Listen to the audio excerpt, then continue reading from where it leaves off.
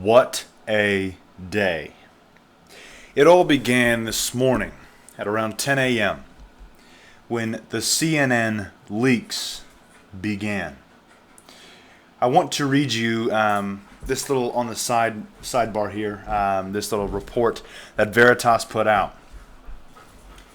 Other than the part one of 119 hours of raw audio from inside CNN, there's going to be a lot more. 5 hours ago, Veritas put out, "We are getting a ton of whistleblowers coming to us right now inside of media newsrooms.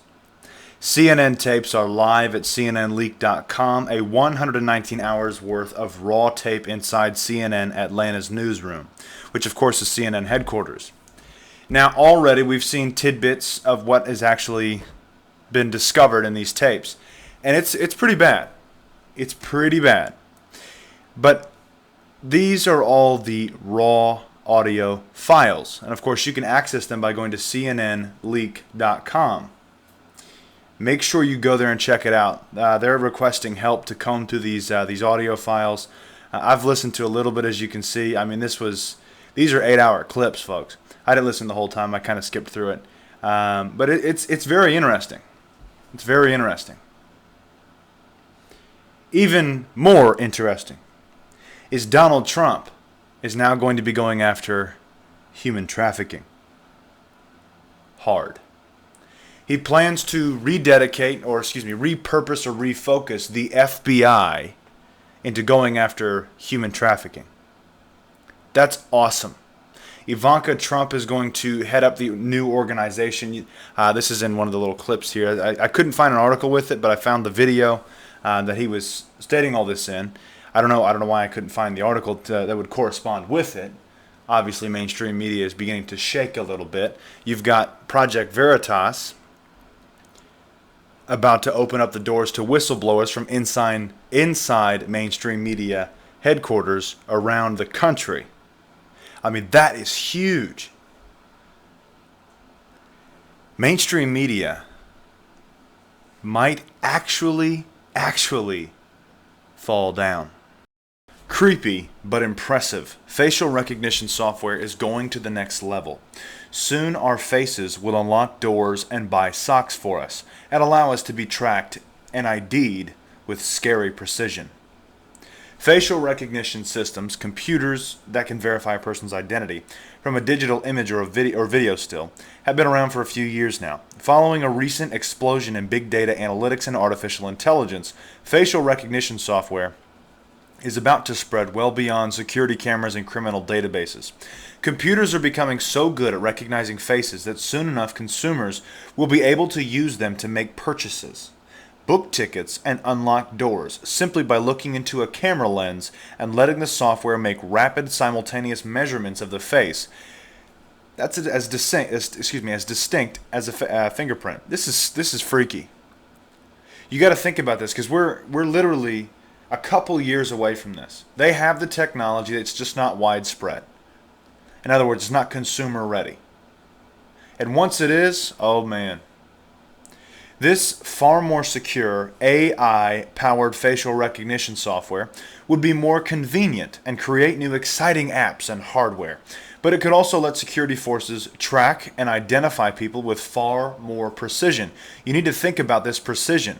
It's a little creepy, but undeniably impressive, wrote Will Knight, a reporter for MIT Technology Review, which published a piece on Wednesday about some of the latest facial recognition technology. The article is part of a series of reports on the latest breakthrough technologies poised to change the way we live and interact with the world. On top of that, AI is seeking to control and, of course, censor just about everything. With, of course, the new revelations from Project Veritas, there happens to be a punch just waiting to happen to alternative media. And, of course, this is going to happen very soon. Very soon.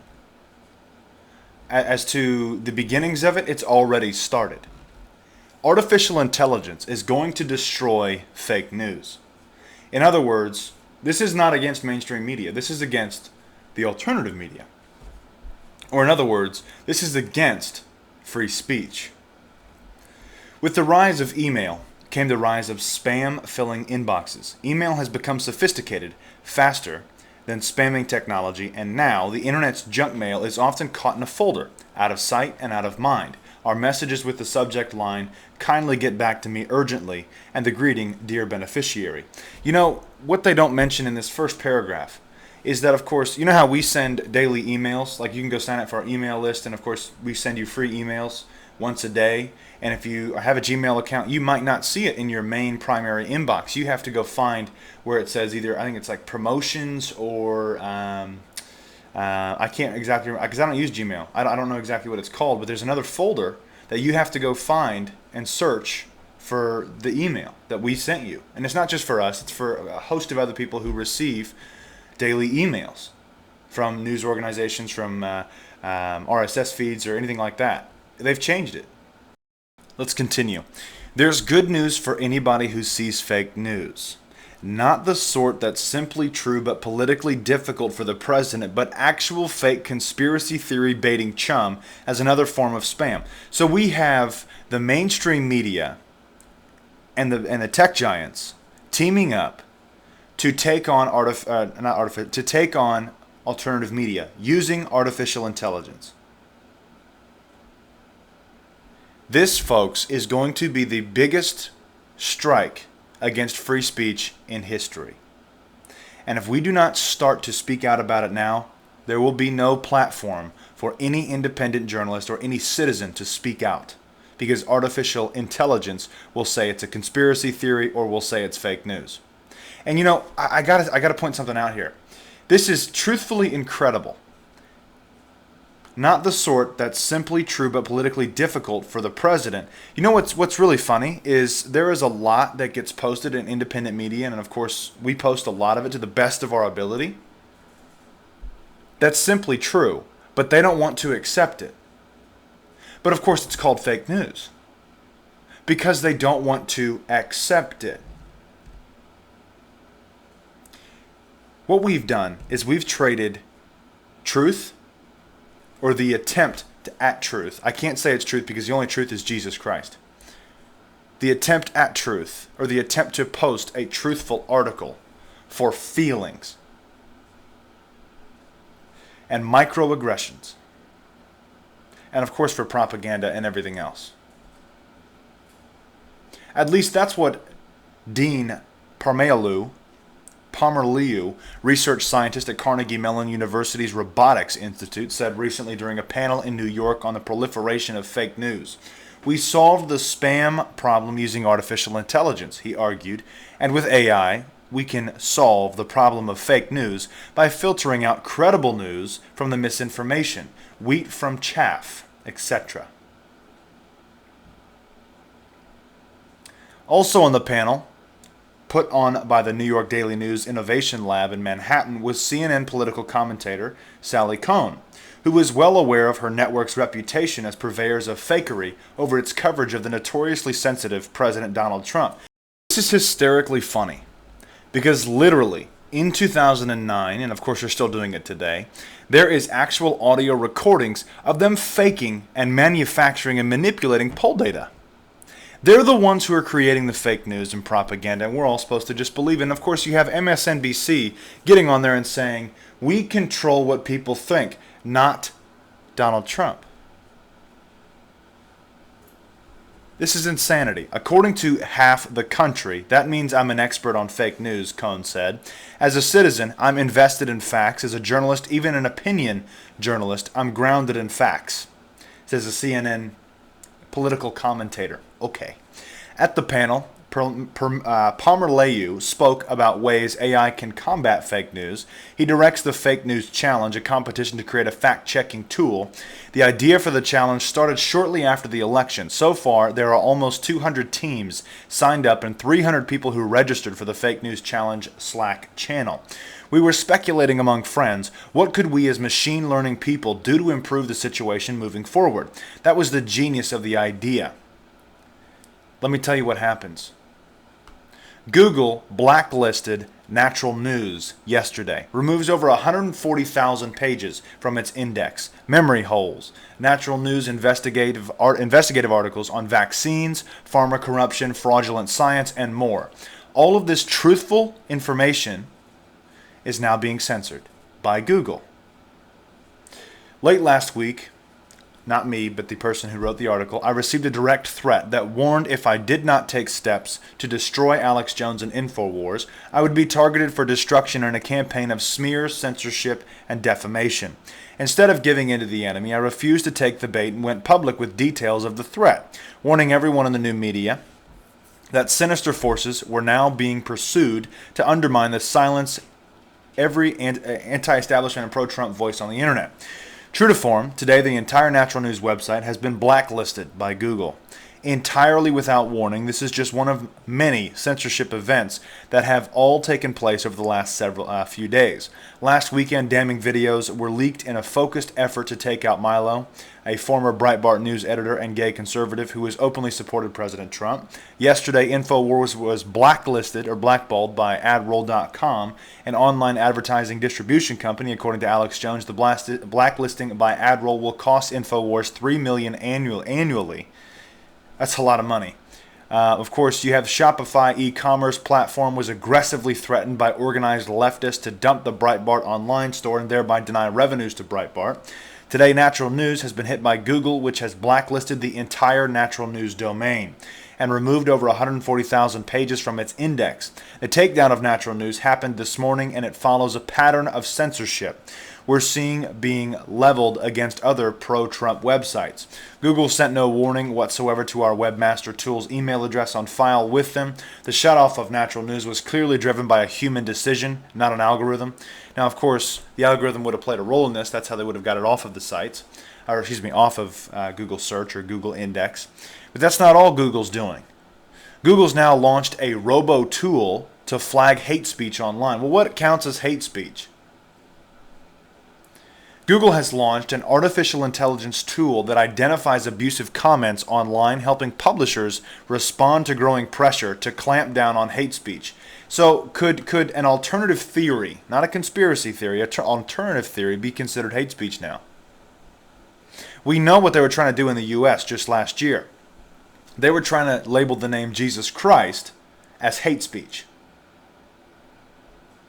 Perspective is being tested by a large range of news organizations, including the New York Times, The Guardian, and The Economist, as a way to help simplify the jobs of humans reviewing comments on their stories. Folks, if you comment on any of those websites, you are most likely going to be totally censored. And of course, we already know how bad Google's comment censorship actually is. News organizations want to encourage engagement and discussion around their content, but find that sorting through millions of comments to find those that are trolling or abusive takes a lot of money, labor, and time, said Jaron Cohen, president of Jigsaw, the Google social incubator that built the tool. As a result, many sites have shut down comments altogether, but they tell us that isn't the solution they want. Currently, the software is available to a range of publications that are part of Google's digital news initiative, including the BBC, the Financial Times, Les Echos, and La Stampa, and theoretically to third-party social media platforms, including YouTube, Twitter, and Facebook. A collaboration. That's what we're up against. The big tech giants are all waging war against free speech. It's not even about fake news, and it's not about conspiracy theories. It's not about any of that. It's against free speech. The First Amendment. But that's not all, folks. It's not all. Fake news is invading churches across the country.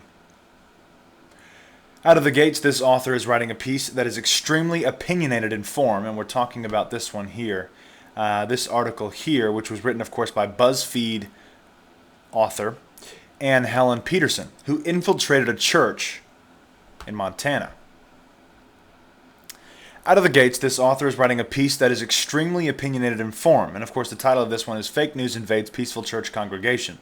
And I will tell you that in truth, unlike the fake stream media who will pose as unbiased news outlets but are really paid off propagandists and character assassination artists like the ones at BuzzFeed, I tell you the truth, they sent one of their contributors into my very own church congregation in a small town, Kalispell, to smear an entire region of Montana as being racist. And the killer part is, the entire article was plagiarized from another hit piece documentary done by the SPLC in 2016. This BuzzFeed reporter posted on her Facebook she went to racist church, which consisted of her coming into our Liberty Fellowship congregation late. She didn't introduce herself to a soul, and then just prior to the altar call by Pastor Baldwin of Liberty Fellowship, she jumped up like she got whipped by an unseen demon and whisked away. On February 12th, look what she posted on her Facebook profile, a profile that is now marred with condemnation from the most interracially diverse church in Kalispell, Liberty Fellowship, and for good reason. I went to racist church. Here's my new big feature on the neo-Nazis. Now I suspect the good people of Kalispell should be taking up issue with BuzzFeed and groups like the SPLC. Shame on them. The consequences of painting the municipalities of Whitefish, Kalispell, and the surrounding communities as universally racist affects tourism dollars. And that money is a lifeline towards the economy of this valley. Hugely irresponsible reporting, bordering on actionable misconduct. I personally call for her removal and firing in the name of responsible journalism. Biased media hacks such as Dr. Ann Helen Peterson, who wrote the piece entitled Love Lives in Whitefish, Montana, but so do neo-Nazis, in which she blatantly paints the entire valley as a stronghold of racism. She, along with the SPLC, aren't informing anybody of any great evil. She is only making it tougher for hardworking men and women that are trying to eke out a living in the modest blue-collar economy of the Flathead Valley. Obama crashed the local economy in the 2008 housing crisis, and now the fake news attack animals at BuzzFeed and in the SPLC want to create a Nazi panic here, scaring tourism dollars away for good in this area because they are desperate to silence a small-town preacher. But what do you expect from a dingbat liberal with a doctor in gossip? Nobody at Liberty Fellowship has anything to do with Richard Spencer, nor wants anything to do with him, which was the main topic of the column. Dr. Ann Helen Peterson, on her BuzzFeed profile bio, reads as follows. Ann Helen Peterson is a senior culture writer for BuzzFeed News. Peterson has a PhD from the University of Texas and wrote her dissertation on the gossip industry. I mean, is this for real? This is a joke, right? You mean to tell me that now we have mainstream, fake stream media, fake news, going to small towns and painting them as racist or as almost no-go zones for their followers? When neo-Nazis started trolling Whitefish, Montana, the town had to make a definitive stand against hate. But the deepest rooted intolerance in places like Whitefish isn't the kind that makes headlines. This is absurd. No, seeing she wasn't really a specialist on neo-Nazism or an expert in the northwest region of Montana. She had to just plagiarize all of her circumstantial evidences toward racism in Whitefish and Kalispell from this SPLC documentary entitled Hate in America, A Town on Fire. A TV documentary in which Dr. Baldwin regrettably interviewed for that turned out to be a royal SPLC hit job, considering the associations they made between himself and violent racist criminals and fugitives that have been in the area way in the past. All of her SPLC attack points in her article on Pastor Chuck Baldwin that twists his positions on Muslims, Israel, and history of the Civil War as proof of racism can be seen right here on, of course, the SPLC website profile. Plagiarism point by point. Every single one of these points are outrageous lies in an effort to associate neo-Nazis with highly influential Christian constitutionalists in America. And that right there is what they're trying to do. That's why I'm reading you this right now. If you live in a town, hell, if you're a Christian, you're going to be painted as a neo-Nazi. You're going to be painted as a racist. We have to realize exactly what the attack is against. This is not our fight. It's not against you and I personally, put it that way. I think you know where I'm going with this. In fact, 2 Chronicles chapter 20, verse 15 sums it up quite nicely.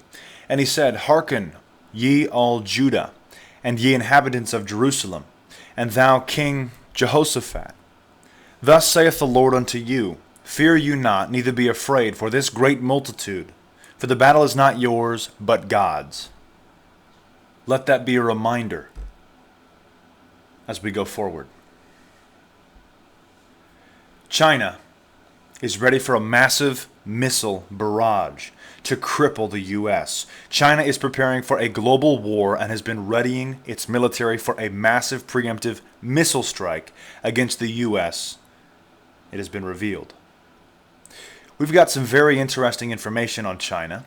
Satellite imagery reveals the superpower's huge missile testing grounds have been laid out to mimic American military bases in the Pacific. Now, of course, we covered this recently. Missile targets seem to have been drawn up to resemble airfields, destroyers, aircraft carriers, and fuel depots.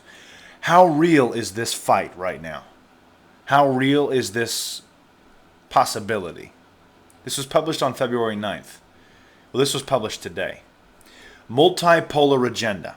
Communists call for the New World Order. China is set to replace the USA as dominant superpower. Subtly, in the background of day-to-day life, a full-blown war has raged. The war isn't over turf, but rather power and control.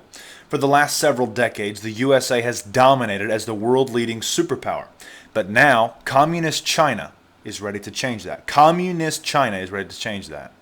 Throughout the early 2000s, the world was not in a state of multipolarity. Rather, the world was in a state of bipolarity, where China and the USA dominated and balanced each other out. But as time raged on, other countries began to step up, thus creating the increasingly unstable world we live in today, the multipolar world order, as we've discussed many times. While the selection of Donald Trump to the world signals that the USA is looking to turn inwards rather than outwards for global dominance and control, several other countries are set to pounce on the rest of the world for their spot, one of which being China. Now, of course, this is all playing out, literally like a playbook. We can see what is going to happen. You have China readying for war. You have the U.S. beefing up its nuclear arsenal. U.S. President Donald Trump said he wanted to rebuild the nuclear arsenal to ensure it was at the top of the pack, arguing the U.S. has fallen behind in nuclear capabilities. In an exclusive interview to Reuters, Trump said he was very angry at North Korea's ballistic missile tests and said that destroying U.S. missile defense systems in Japan and South Korea was among the options to counter it. Deploying, not destroying, But that there's talks of a lot more than just that. Trump said that Russia has deployed a new cruise missile in violation of an arms control treaty, and that he would bring up the issue with Russian President Vladimir Putin if and when they meet, Reuters reported. China could solve the North Korea crisis very easily if they want to by pressuring Pyongyang to step back from bellicose actions, Trump said. So, of course, that's what Trump's doing right now. You have China totally preparing for a massive missile barrage to cripple the U.S. But here's the other thing that's happening. China and the EU are aligning themselves. According to Chinese state media, the leadership of the communist nation is also undergoing a foundational shift, in that they are altering Beijing's posture toward the rest of the world. While the USA returns to nationalism, communist China is turning to globalism, and that is something the socialist European Union and countries alike are all wanting. Simultaneously, there are operatives within the USA, such as George Soros, who are attempting to overthrow the nationalist movement and return to the globalist agenda. Now, this right here is it's an audio clip. We've got the video on one of the other articles, but for this one I use the audio. Soros openly calls for the death of the USA and for the rise of China, and he calls for a new world order. In this 4-minute clip, you don't want to miss this. Come play this right now. I'm serious. Pause the video. Go to our website, ChristianTruther.com. Come listen to this. It's amazing this guy is still walking free. The signaling. Recently, Xi Jinping, president of Communist China, openly stated his desires for global dominance. Just last month at the World Economic Forum in Davos, Switzerland, Xi mounted a vigorous defense of world trade. At the same time that Trump the Trump administration was promising to withdraw from a major trade deal among Pacific nations that notably excluded China. Xi's speech was one of many in recent history, where he has asserted the desire for China to play a part in shaping the order of world where the economic and other ties between nations are less regional and more global. However, Xi's most recent remarks at a national security seminar in Beijing proved to be the most telling of China's plans. Xi told attendees that China needs to step in to guide the development of a new world order taking place of the U.S. So they want to systematically cut out the U.S. and have China as the head of the new world order. Communist China. Folks, it's all aligning. It is all aligning. You've got the EU and NATO and the UN all falling into this communist agenda. And of course, that was the plan since the beginning. But it's all taking shape right now. Openly, within that statement, China declared a covert sort of war against the U.S. Previously, the U.S. has engaged in open proxy wars with Russia, but given the crises in the South China Sea, it is rather evident that China and the U.S. will begin globally sparring shortly. And whether it be a proxy war or an open war, we have yet to see. Of course, there's all sorts of geopolitical warfare going on right now. Of course, economic warfare and so on and so forth. But I'm talking about either a proxy war or either an open war will break out. Either way, that's just what it's coming to, as you can tell. Otherwise, let's continue. The United States may no longer want to be a provider of global security and public goods, instead pursuing unilateralism and even nationalist foreign policy, he said, according to a state-run news website. The Xinhua state news organization quoted Xi saying the overall direction of multipolarization of the world. This is Xi, the president of China, the communist president of China. The overall direction of multipolarization of the world, the globalization of the economy, and the democratization of international relations has not changed. No matter how the international situation changes, we must maintain our strategic steadiness, strategic confidence, and strategic patience. Phrasing the president's remarks, Xinhua wrote, he called for a global vision in national security work, coordinating development and security, combining principles with tactics, and taking the strategic initiative in China's own hand. The takeover. China is openly calling for a world restructuring, which is formally called Beijing's Two Guides policy. The communist nation is stressing international security as well as a reorganization of the world order. This is what we've been telling you about for many weeks now. The multipolar world order is being constructed currently. When the very minute that they're finished with this construction, something catastrophic will potentially, I'm not making predictions, this is just how they say it will happen, how the global think tanks say it will happen. So it's not my prediction. Don't mistake me. All I'm doing is showing you through research what they're planning. They've planned this multipolar world order, and of course, it's very unstable, which leads to warfare and things like that. After that, nations collapse, and of course they're going to build their new world order out of chaos.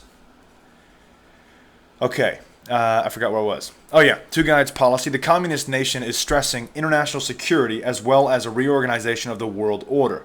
And Beijing is broadcasting this openly. In history, when one country attempts to overtake another, whether it be for land or influence, war ensues. The communist nation of China just practically called for that. Within a multipolar world order, alliances shift constantly. And with this stage of world restructuring, alliances are shifting.